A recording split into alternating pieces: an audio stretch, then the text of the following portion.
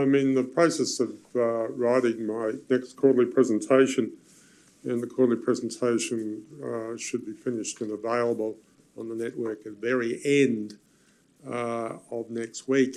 And as part of that, I wanted to talk to a number, 3 slides anyway that are in it. One we won't show today because it's an entirely new model. And it's a model of commodity prices, and the other ones are 2 slides of US corporate interest rates, which are really important as indicators for the strength of the US equities market. Firstly, commodity prices and the model of that. The model of that is based, it's a new model, which is in this quarterly, and it's based on the US budget deficit. And of course, I've said the US budget deficit is the largest since the 1940s, and of course that shows a huge commodities boom still ahead of us. So far, Australian export commodity prices, which is what's being predicted in the model by US budget deficits, are up 43% from the average level in 2019 and 2020. What the model shows is we can expect them to rise to a peak at least twice as high as that level of increase. So that suggests that we wind up with an export price index around about 190 by the end of next year. So a number of you have said to me or sent me emails or called and said, well, you know, China's obviously slowing down because of its property problems, and so the commodity cycle is coming to an end, and what we're into now is stagflation. No, in fact, what we are into is the beginning of a grand old time huge commodities boom. And that commodities boom will continue to strengthen right through next year, to the end of next year. We're not even remotely close to the end of that yet.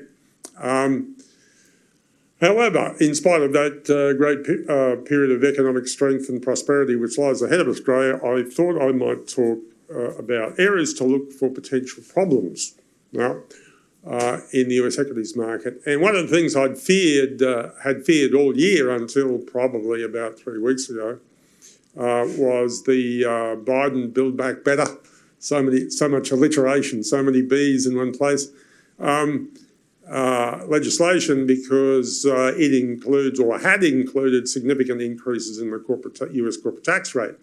The problem about the US corporate tax rate is, of course, if you put up the US corporate tax rate, that reduces after-tax corporate earnings. Therefore, you would have had a slump in US earnings. It's not just that. I think that what's been happening, and some of the reason that the earnings that we've seen reported are so good, is because US corporations have been bringing their money home from Europe and other places, earnings that have been stored overseas, bringing them back and declaring them as domestic earnings.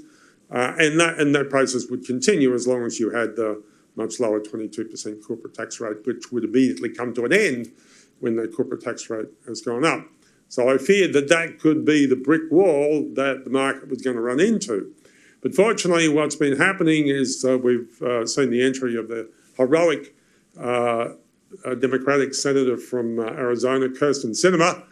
And Kyrsten Sinema is described perhaps not so lovingly as a K Street politician. K Street is the place in DC where all the lobbyists are located, and lobbyists have a lot of campaign funds behind them.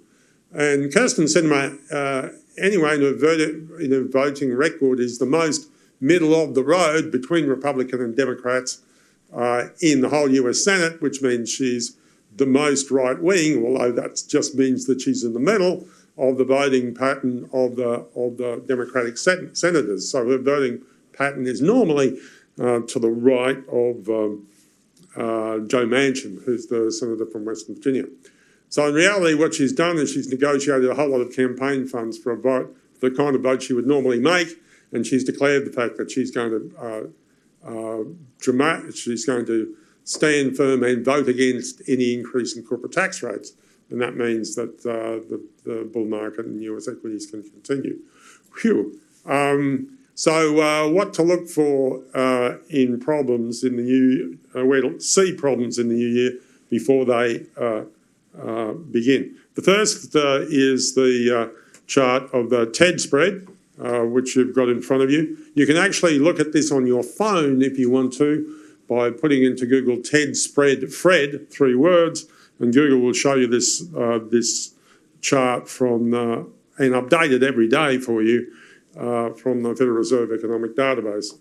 And the lower this spread is, the more money there is in the US banking system, and the more money there is in the US banking system, the lower the level of volatility you will find in the US equities market. So when the US equity market takes a hit, if this measure is very low, as it currently is, it's approaching the lowest level since 2005, as a matter of fact.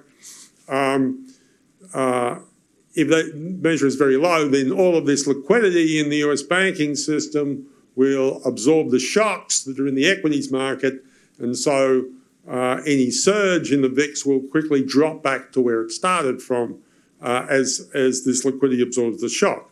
So it's not until you see a tightening in this measure that you can expect any major sell-off to generate a sustained surge in volatility in the market and therefore scare investors. So that's really, really important.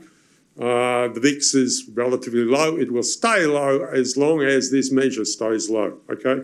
So that's where you look to for stock market volatility in the US. The second one, and probably the most important to the level of the stock market, certainly the Australian stock market as well as the US stock market, in this cycle, this measure has become increasingly important as a determinant for the level of the market. Matter of fact, all of those, it's been as important in terms of model as both of those two things we're used to explaining stock markets in terms of, which is grand old fundamentals of earnings per share and bond yield. This measure here, which tells us about liquidity in the US equities market and the Australian equities market, is this is the most important I've ever seen this measure in any cycle since I've been in the business, okay? And you can find this by going to your phone and putting in BAA spread Fred, and that will update that for you every day. And it will show you the difference in yield between corporate grade US debt and US sovereign debt, the benchmark bond, the 10-year bond. So the lower this is, the more the liquidity there is in the US corporate market, there is in the US corporate wholesale market, and therefore the more liquidity there is available to buy stocks. That's really, really important.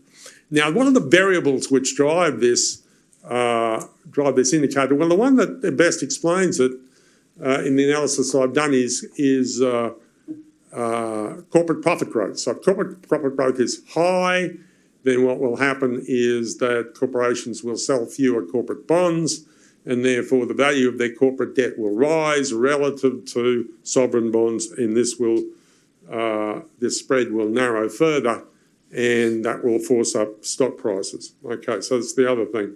Now, right now, the lowest this spread has been since this century is it fell to 1.56% in January 2018.